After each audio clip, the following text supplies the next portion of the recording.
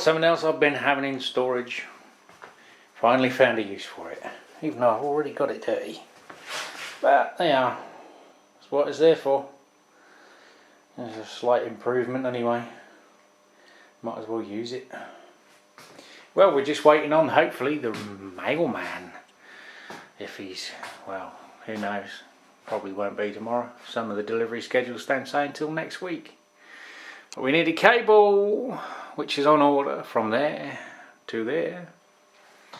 And the essential items for this little beast.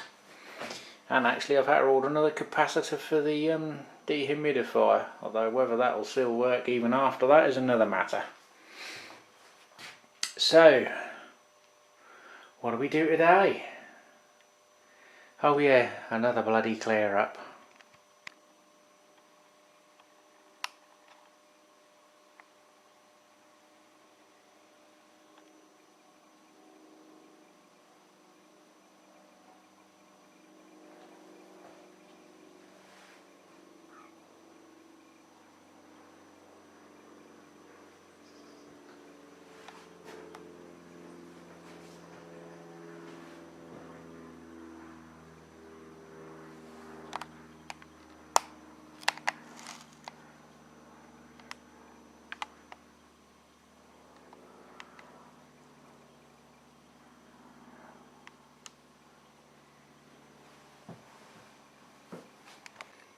Well, it's turned out to be one of those little job days, you know, all the ones you've been putting off or couldn't really be bothered to do, but just need a little bit of filling. So we found some of this I had left over from an old factory job, and we've used it to trim around the missing handles,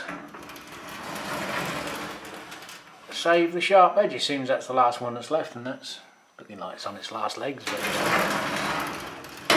just makes it a little bit easier on the fingers. And if you should get your hands through both and try and dice your fingers off, it should save a little bit of grief. That's another little easy job done. Well, I didn't want to start putting stuff in yet, but it's a case of having to, because I've got to move that lot, which I've done, so I can get to the fridges so that I can move them in. So, sort of one half's done, one half isn't, but I can't do nothing until my parts arrive. Well, that was easy. That's box one gone. The old cupboard soon swallowed that lot up. Now for the second box. Can you spot the difference? I just had to strip it all off, turn the thing on its side, the thing being the bench, because the shelf height is adjustable. So I've just adjusted it so that I can do that. Corny cage storage. And there we go. A new home for a few kegs. Well, most of them anyway. Have to ponder life over a coffee and a bit of whiskey fruitcake. Well, it was all going too easy, wasn't it? That freezer was supposed to be there, and then that one goes where that one is, and then one on top of it. Sorted. No. Problem is I've got 1,000 mil, 1 metre thereabouts between there and the wall. That's 54. That bastard's 54. Extra 8 centimetres don't go. Now I have one that is 500. Could have slid that underneath there. Then made a little plinth on top. Put that one on top. But that's 80 high from the under edge of the shelf down to the floor. I've got 80. So that's not going to work.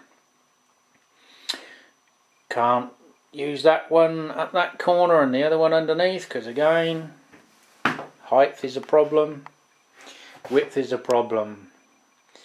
Now I have got a fair bit of adjustment on these feet, especially up this end. Not so much down there, a bit more. I need to gain, I think, between there and there, about 5 centimetres overall. Now, this happens to be 5.5. So my theory stroke plan is, as long as I can get this up high enough, which I think I can, is to raise the table up and bring it over so it's overhanging the edge of this, which works because obviously if there's any water spillages here, I wipe them off with a cloth, they're going to run down the joint. This way it'll be straight onto the drainer. So we have to bring her up 2.5 centimetres, 3 centimetres to bring her over here. Just means I've got to clear everything out the bloody way. Just as I thought I was starting to get somewhere. I have to have a coffee and a bit of whiskey cake and sum up. I think I've got to shove all this lot out and move the bleeding table. Joy. Well, you've got to watch your fingers with this one. Getting too old to lift that with one arm. Oh boy. Well, plan 1 didn't work. It won't go high enough to overhang the sink. A little jiggery pokery and a little bit of, well, leeway. She's not perfectly level, but then that's not the end of the world. It leans slightly forward anyway, so that any water drips off and not runs to the back. That's still the same. We just cleared. There's a fag paper's width between it. She's wedged tight there. And the problem is, I don't think,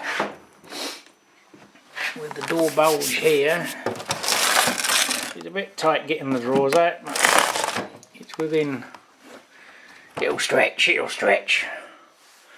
Obviously the floor ain't level there, is it? I don't know which one's out, but can't get the level down there. Oh well, that'll work. Too knackered to care. Now I've got to make a plinth up for that and get the other pisses in. Oh well, no rest for the wicked. Right, so the plan is a couple of bits of batten sitting on top of that one. That'll allow me to clear the worktop on the bench. This is an offcut, which is good enough to sit another appliance on top. She just needs trimming back. I'll bring her forward a little bit so we allow an air gap up the back there for the coil. So we trim her off, screw it to the batten, job's a good one. Well, there you go.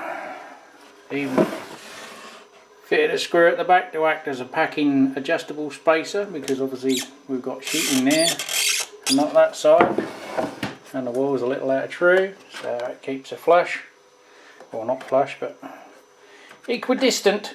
Long words.